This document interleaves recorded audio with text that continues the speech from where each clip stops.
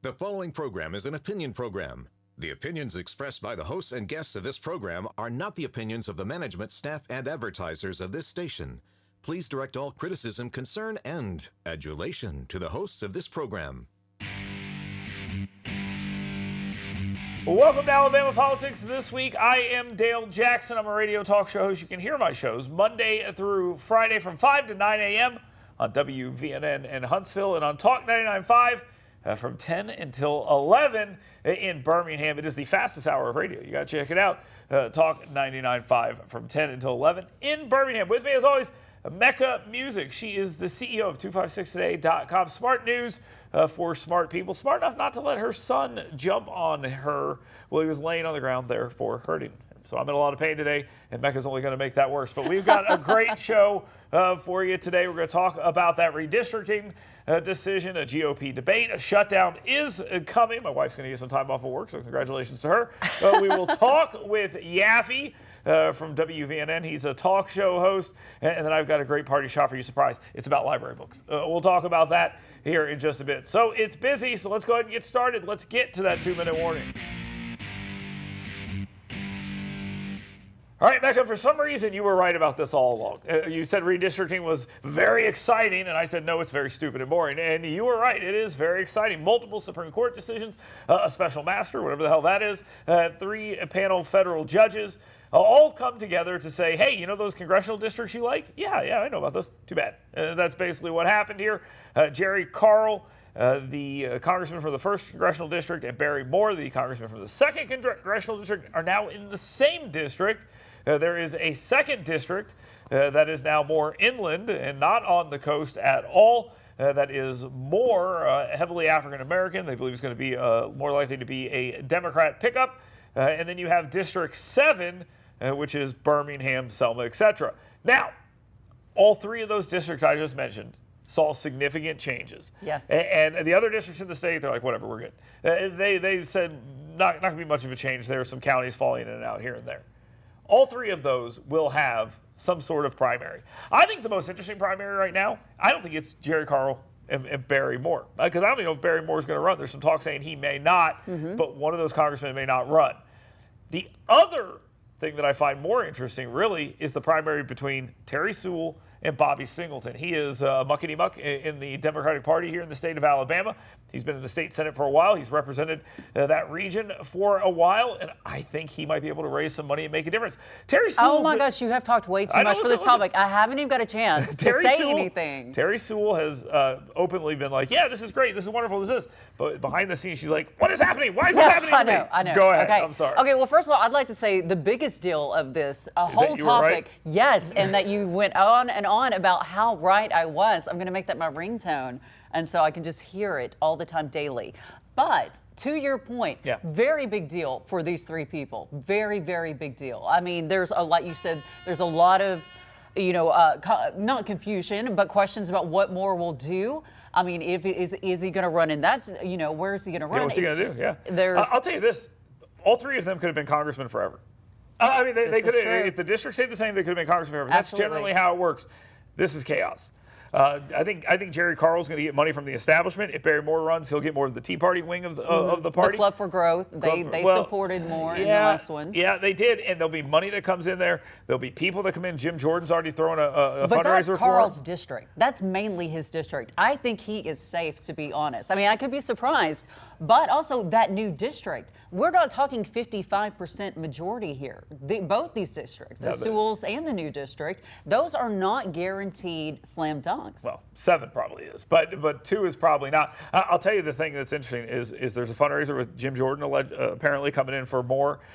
If Donald Trump comes in for Moore, you could definitely see Moore making a run at this, But Jerry Carl is going to probably have the more traditional Republican money behind him. Yes. The base is going to be behind Barry Moore. And in Alabama, that's a toss-up. That's a toss-up. All right, let's talk about this GOP debate. I really don't want to. How did Trump and Biden win this thing when they didn't even show up? That's how. They didn't show up. The other winners were the other people that didn't watch this thing. I, however, watched the entire thing. If you want me to pick someone that won in this actual debate, his name is Ron DeSantis. I think he did the best but that's only relative to not being there. And you could have won by not being there, and that's exactly what happened. Bidenomics, I think it was mentioned one time. It is the brand that the Democratic president has said, I'm going to run on. Well, 65% of the people think the economy sucks, and they don't talk about it. Instead, they're fighting with each other. Ramaswamy all of a sudden loves everyone on the stage. And the whole thing was just, I think it was a really, really bad debate. Fox News brings in someone from Univision who frames every single one of her questions through a left-wing prism. I just didn't understand this. But again, if you're asking me who won, Biden won first. Trump won by not being there. And then I guess you would say DeSantis. And by the way, this Mike Pence, give me this Mike Pence in 2008, and he's probably president of the United States if he comes onto the scene with the fire he's showing now. What do you think? Okay, well, so my question is, what do you think the strategy was behind that, by not attacking Bidenomics and all these other issues? I don't know. They're fighting with each other. They're fighting with each other over less than 50%. It makes no sense. You could go out and decapitate every person on the stage, metaphorically, and you or whatever you could. But you would only take, if you took all of their points, you still lose to Donald Trump. You cannot make out with Donald Trump so hard that let me say this another way. You can't love Donald Trump to the point where you're going to start hurting him. It doesn't make it. Saying Donald Trump is fantastic and wonderful and great, but he should be here, doesn't hurt him. Right. Okay. All that does is continue to reiterate that he's not there. And you know why he's not there? Because he thinks we're chumps. And I mean, I'm talking about the people on the stage. Yeah. So saying that over and over again just makes them look bad. I agree with that. But also, you spoke on this a little bit about the viewership.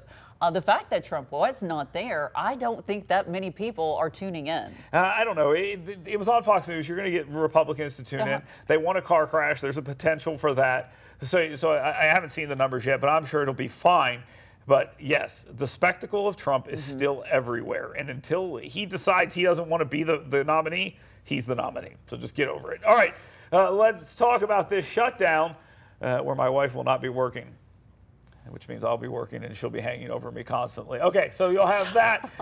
And listen, I'll talk to you about this shutdown here for a second. Now immigration has entered into the fray. And the immigration issue from the Republicans in the House, and now you see some in the Senate. Katie Britt, big surprise. She's standing next to Lindsey Graham, and they're saying if the immigration isn't part of this, we're not going to go forward.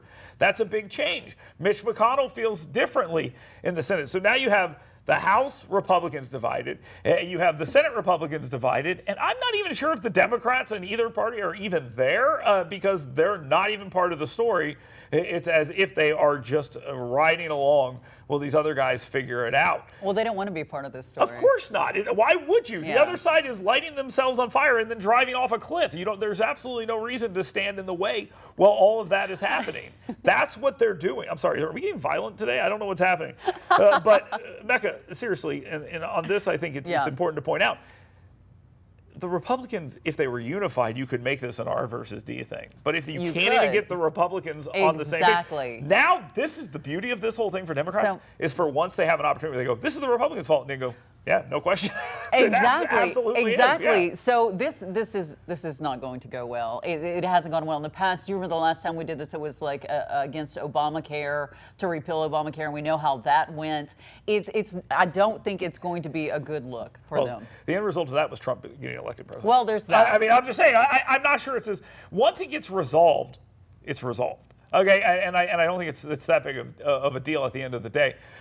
But it's chaos while it's happening. It is chaos. It's chaos while it's happening. And what is going to be the end result? Well, at the end result, I think, is they will eventually come up with some sort of deal after the government is actually shut down for a while. My wife will enjoy a paid vacation, and then she'll get that back. And that's about all that will go down there. And at the end of the day, we'll do it again in a couple of years. Well, yay, Cindy. Yeah, good for her. All right, this is an interesting battle amongst Democrats. You have a district that used to be represented by one Fred Plump. He was arrested for corruption, convicted, and all those other things. John Rogers, a big dog in the Alabama Democratic House, got indicted this week as well on 2 separate charges of obstruction. But there is a House district special election underway right now where you have the 2 Democratic special interest groups slugging it out. African-American voters and then your more liberal, white, transgender-loving elite types, the national media side that you're hearing, which does not really play too well amongst others. And if you talk to people, you will see that in the Democratic Party, this divide is very real. So you have two candidates in this race that are going on to the primary. It is traditionally a black Democrat district. That's how it's originally drawn. But you have seen things happen in these districts. Patricia Todd in the past, an LGBTQ, the first LGBTQ legislator in Alabama, won in a traditionally black Democrat district. I believe the first gay male elected to the state of Alabama represents a traditionally black district, and he is a white male. So this is not unheard of to win, and it's a special election. The national media really wants one of those first, and you have it here. First transgender woman elected in the state of Alabama. How much attention is this going to get outside of the state?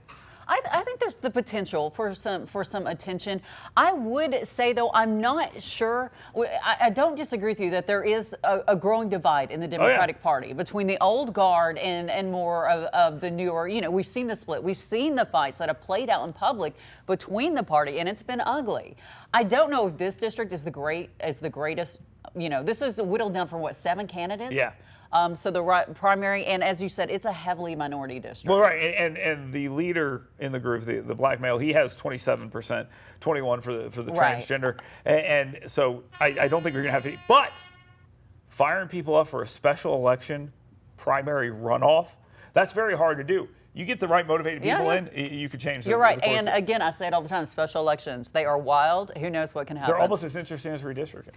Which, my point was proven. Are you going to try to prove me right again? No, you're right. You're right. All right, when we come back, Yaffe will be with us. He's a radio talk show host at WVNN in Huntsville. We'll talk with him next on Alabama Politics This Week. You work hard to earn little escapes because doing your best means being your best. So let us help you discover your best at Premier Dental Spa. With our unique blend of cosmetic, dental, and spa-like aesthetic services, you'll leave feeling relaxed, refreshed, and renewed.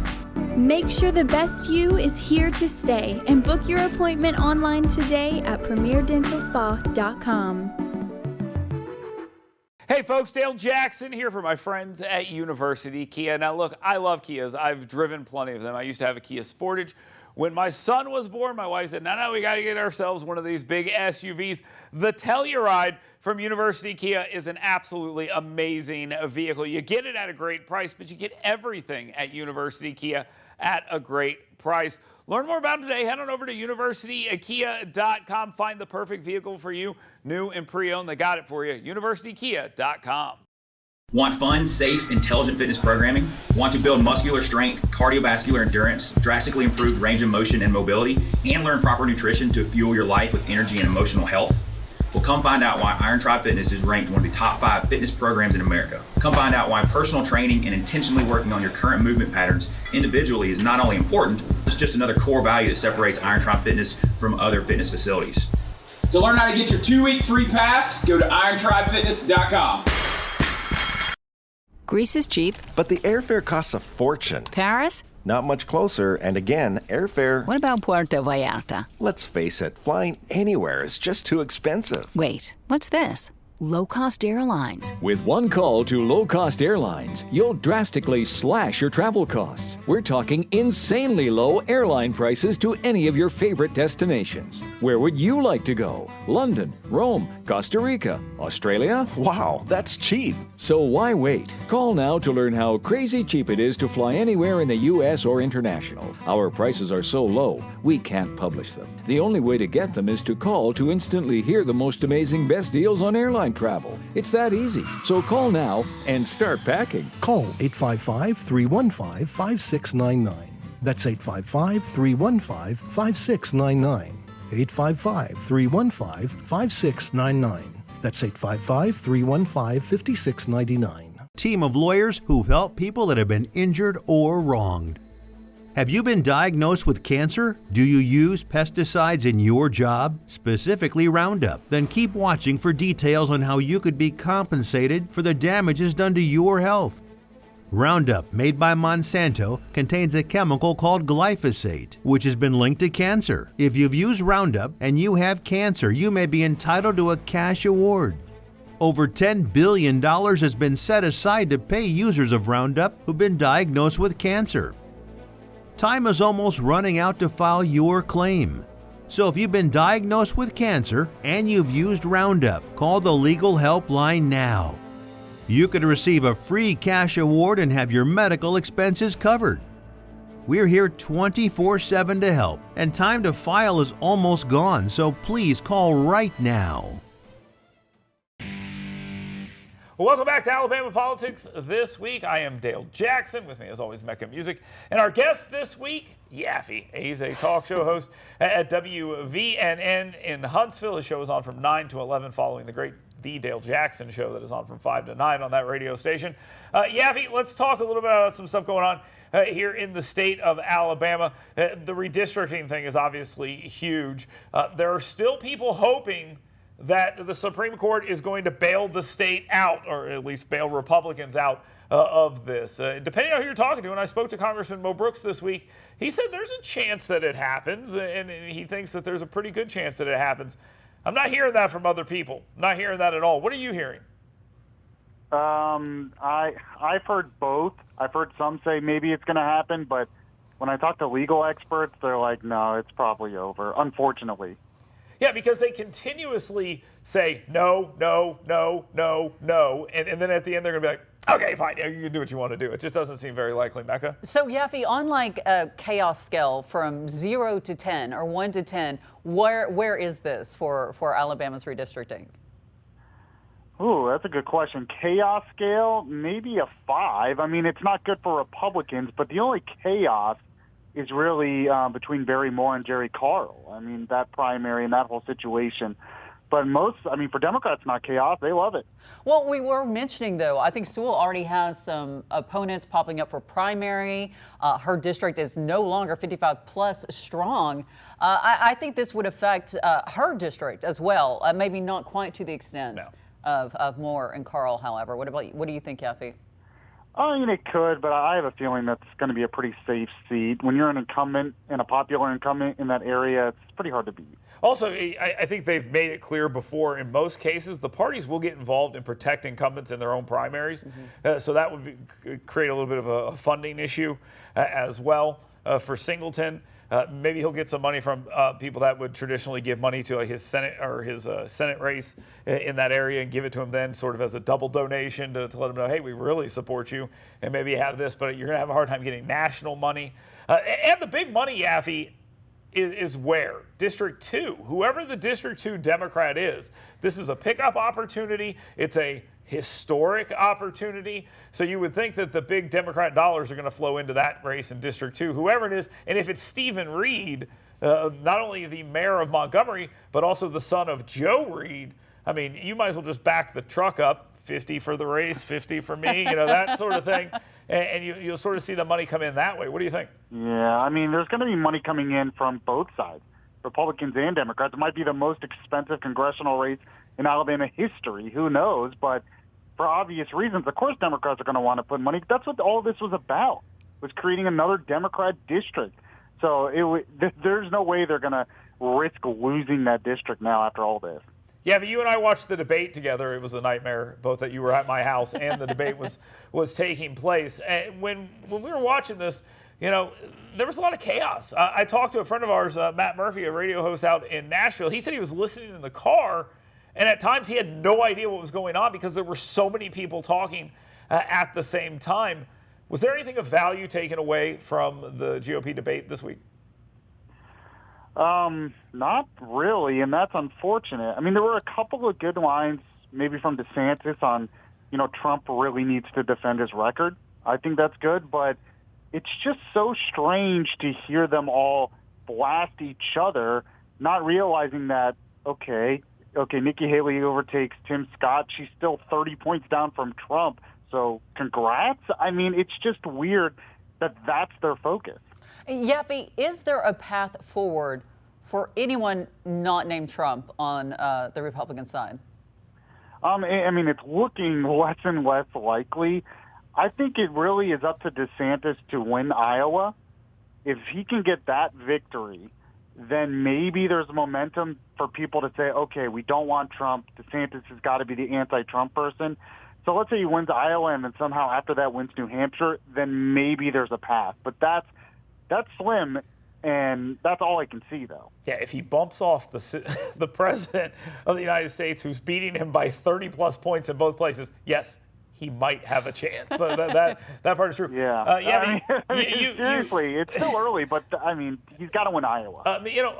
What about Doug Burgum? I mean, we talked a lot about Doug Burgum while we were doing the stream. We were watching this debate. I listened to him talk, and I'm like, man, if this guy was only in a state that maybe had like 12 people, maybe it would be interesting, because the stuff he was saying was smart. Yeah. It's just he just doesn't have a chance. He's just another body up there taking up space. Well, I mean, yeah, and he was trying to be somewhat of a voice of reason, but it doesn't matter. It's North Dakota. I mean, he's like, let's make America like North Dakota. It's basically his message, and everyone's like, don't like 10 people live there? I mean, it's just a hard sell. Nothing against North Dakota, but when you're running for president of the United States and you're running against a governor of Florida who's made a difference, it's just a hard sell, I think. Yeah, the Make America Florida thing versus Make America North Dakota seems a little different there. All right, government shutdown seems to be coming. I think we know that that's happening. Depending on when you watch this, it's probably already happened sometimes. Is there any way the government shutdown gets averted, in your opinion, and what is that path? The only way I can see it getting averted is if somehow Kevin McCarthy gets enough Democrats to vote for something. So if they can come up, because you have the 5 hardline Republicans, so in order to get something passed that maybe the Senate might approve of, you would have to get some Democrat votes to just want to avoid a government shutdown. But that's about as slim as Nikki Haley winning the presidency at this point. So I'm not too optimistic. Yeah, I'm not too optimistic about that at all. The border issue is an interesting one. Katie Britt, Dale Strong, Tommy Tuberville, almost every member of the Alabama delegation has made it clear that they will not vote unless there is more immigration funding. Tommy Tuberville and Katie Britt both voted against the Ukraine provisions in the Senate. I mean, the Republicans in the Senate aren't together. The Republicans in the House aren't together. When they say, well, who's going to get blamed for this? It's like 2-1 Republicans. And I said this earlier. I just want to get your thoughts on this. This is one of the first times I remember when they're like, oh, it's going to be all Republicans' fault. So I go, yeah, probably. What do you think? I mean, part of me agrees with that, but the only reason it's Republicans' fault is because there's such a slim majority, and Democrats aren't signing with any of it. If you're talking about border, I mean, the reason why you need every Republican to support something, either on Ukraine or the border, is because the Democrats won't support anything that the Republicans put out there. So, I mean, it's still kind of the Democrats' fault for not wanting to have real reforms when it comes to cutting spending and doing something about the border. Yeah, you say it's the Democrats' fault, but let's look at the Republicans. Does this benefit them, or does it benefit just a few? Are people going to point at them and say, hey, this is bad for the country?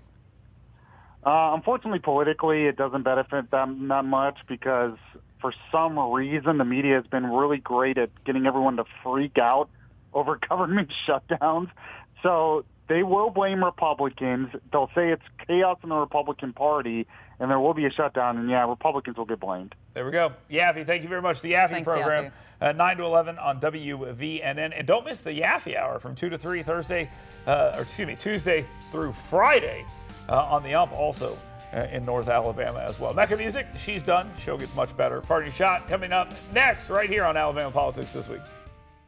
Want fun, safe, intelligent fitness programming? Want to build muscular strength, cardiovascular endurance, drastically improve range of motion and mobility, and learn proper nutrition to fuel your life with energy and emotional health? Well, come find out why Iron Tribe Fitness is ranked one of the top 5 fitness programs in America. Come find out why personal training and intentionally working on your current movement patterns individually is not only important, it's just another core value that separates Iron Tribe Fitness from other fitness facilities. To learn how to get your 2-week free pass, go to irontribefitness.com. Hey folks, Dale Jackson here for my friends at University Kia. Now look, I love Kias. I've driven plenty of them. I used to have a Kia Sportage. When my son was born, my wife said, no, we got to get ourselves one of these big SUVs. The Telluride from University Kia is an absolutely amazing vehicle. You get it at a great price, but you get everything at University Kia at a great price. Learn more about them today. Head on over to universitykia.com. Find the perfect vehicle for you, new and pre-owned. They got it for you. universitykia.com. You work hard to earn little escapes because doing your best means being your best. So let us help you discover your best at Premier Dental Spa. With our unique blend of cosmetic, dental, and spa-like aesthetic services, you'll leave feeling relaxed, refreshed, and renewed. Make sure the best you is here to stay and book your appointment online today at premierdentalspa.com. Do you have a car sitting around you want to get rid of? Well, here's a great idea. Donate your car now to help local veterans in your area. Yes, just make one fast call to the Veteran Car Donation Program. Within a few days, we'll come and remove your car for free. You can donate any car in any condition. We'll use our vast network to sell it. The proceeds raised go to help local veterans and their families. And you get a tax deduction. And all you need to do is make this free call. Clean your yard up, get rid of an old car, and help the vets. We make it easy. Make this free call now. Book your fast and easy pickup. Call the Veteran Car Donation Program now.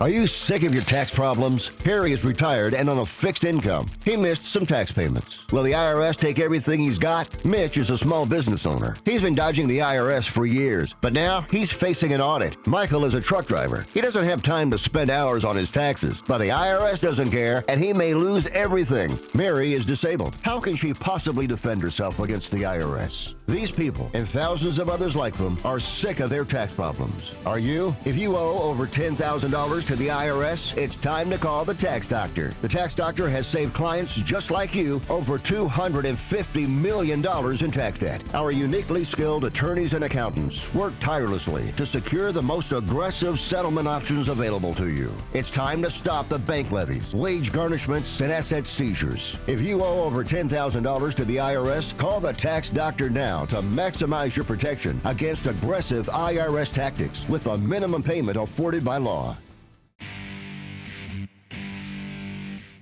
Welcome back to Alabama Politics This Week. I am Dale Jackson. We'll get to the party shot here in just a quick second. First, though, let me tell you, head on over to yellowhammernews.com. Sign up for my email blast, the 7 things you should be talking about today.